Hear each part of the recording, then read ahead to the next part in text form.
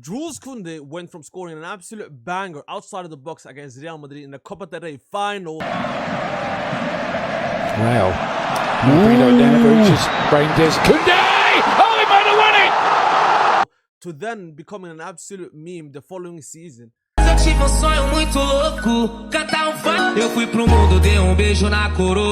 Pau Cubarsi making his debut at 16 years old, taking the world by storm, locking up world-class striker like Victor Osimhen, having an all-timer season with Inigo Martinez. Then becoming a liability every time he steps on for Barcelona this season. Alejandro Balde went from taking every Barcelona fans off their seats every time he runs with the ball all the way to the final third to having zero development, can't cross the ball, can't even defend, becoming a liability with the offside traps time and time again this season. What has happened to Barcelona defenders this season? What do they even do?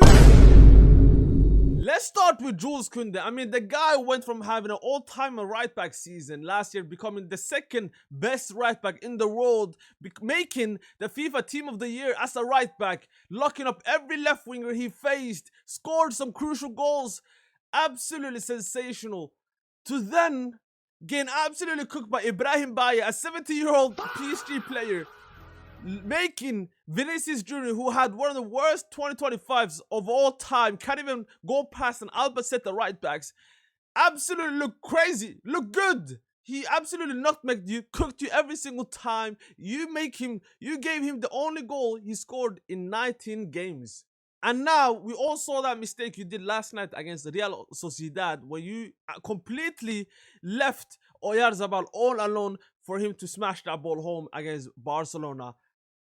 What is going on with this guy? Genuinely, what has happened? Because this must be something bigger than football, because I don't understand how you can go from having an all-time season to then become an absolute horrible player.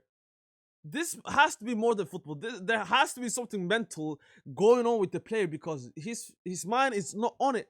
Like, he mishits passes. Defensively, he can't even defend. He doesn't do nothing on the ball as well. Like, he doesn't take overlaps, underlaps, nothing. This guy offers Barcelona at the moment zero. He offers Barcelona nothing. Like, at least if you were good defensively, which you were last season, and you even gave us bonus with the attacks you used to give. I mean, you had one game against Red Star Belgrade, hat-tricks of assist. You were absolutely out of your mind.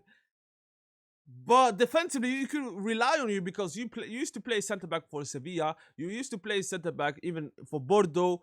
You used to play centre-back your whole life. So defensive, you have zero issues defending. But all of a sudden, you forgot how to defend. I don't know what has happened, ladies and gentlemen, because the only thing we used to rely with Kounde on was his defensive ability. Offensively, that was a bonus. Like, we all knew that this guy was a centre-back, so we didn't even expect that much of him. But he cannot even compensate for his lack of defensive abilities this season with at least some crosses. Joao Cancelo last night came on, and he absolutely put it on a plate for Jules Kounde. And he did that in 25 minutes. 25 minutes, he created 2 clear-cut chances. This is the levels we're talking about. And I'm seeing a lot of Barcelona fans saying, no, we shouldn't sign Cancelo because he's defensively bad. But have you seen Kounde? Ladies and gentlemen, have you seen Kounde? We have an absolute issue with Jules Kounde. And I really thought after the game he had against Newcastle that he was going to lock in. But no. He became even worse. Generally, I don't want to cook this guy. I don't want to be harsh on him. But I'm just giving the guy criticism, because he's playing horrible throughout the whole season. And we have to tell a player when he's playing bad, you have to criticize him. I'm not hating. I just expect more from a player of his caliber. The guy starts for France week in and week out. The guy is supposedly the right back for France in the upcoming World Cup. And he's playing like he's a bum. I'm sorry, he's playing like he's a bum. I don't want to sound harsh, but I just expect way more than Jules Kounde for what he's delivering at the moment. Way more. Alejandro Balde, I remember when he made his debut for Barcelona, we were losing like 3-0 against Bayern München. He came on at the Camp Nou. He made one run completely bypassing Bayern München's press. Hansi Flick was at the sidelines. He saw what Alejandro Balde was cooking under Ronald Koeman. Ronald Koeman gave his debut. I thought this guy is special.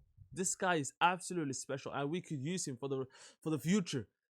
Then up comes 21-22. He's still not fully in the team. He makes some cameos here and there, and then 22-23 starts, and that's where he take the world by a storm. I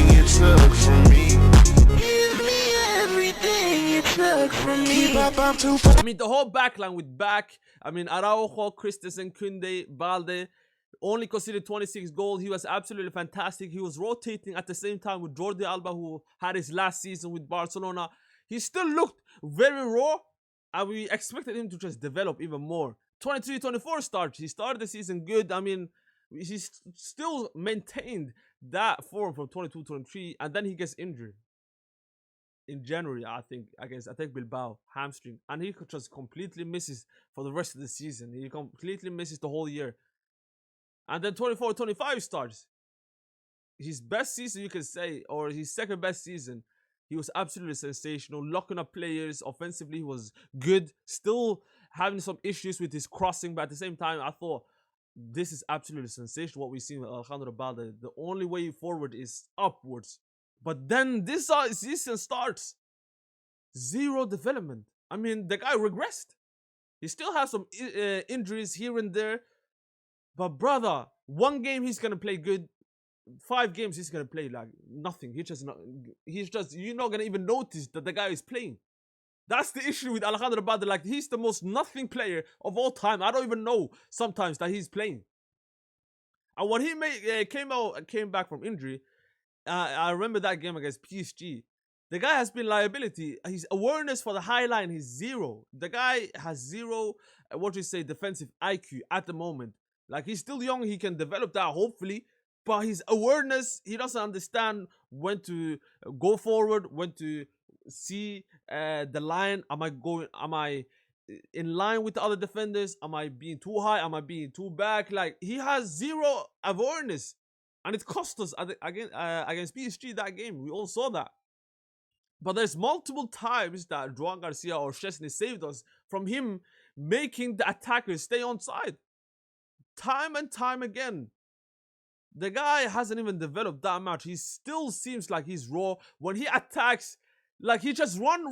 Let's say he creates a separation between the defenders. He doesn't know what to do then. He's not going to cross. And if he managed to cross, his crosses are atrocious. We all saw that crosses, like the 2 crosses, or the 1 cross he had against Real Madrid at Bernabeu. For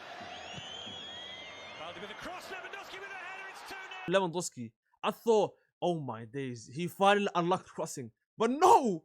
He just gave us that cross against Real Madrid at Santiago Bernabeu for the Lewandowski header. And then ever since, he never crossed. The guy never crosses. Genuinely. I might be being too harsh, but I don't see him crossing. Gerard Martin, when he came on last season, when he made those cameos, he was crossing better than him.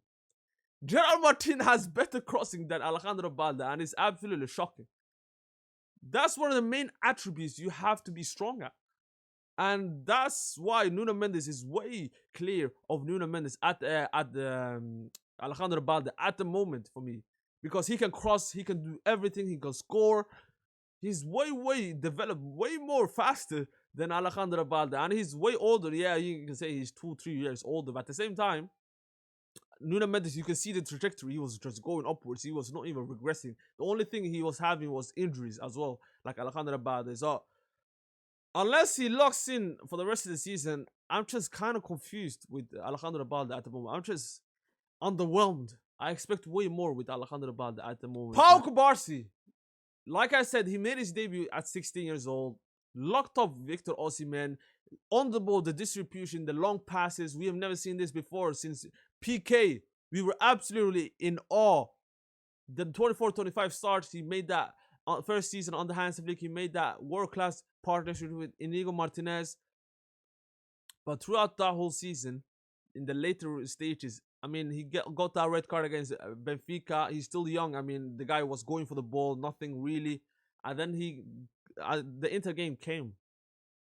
I mean, that was the game that actually opened my eyes with Kubarsi. Like, this guy is still a kid.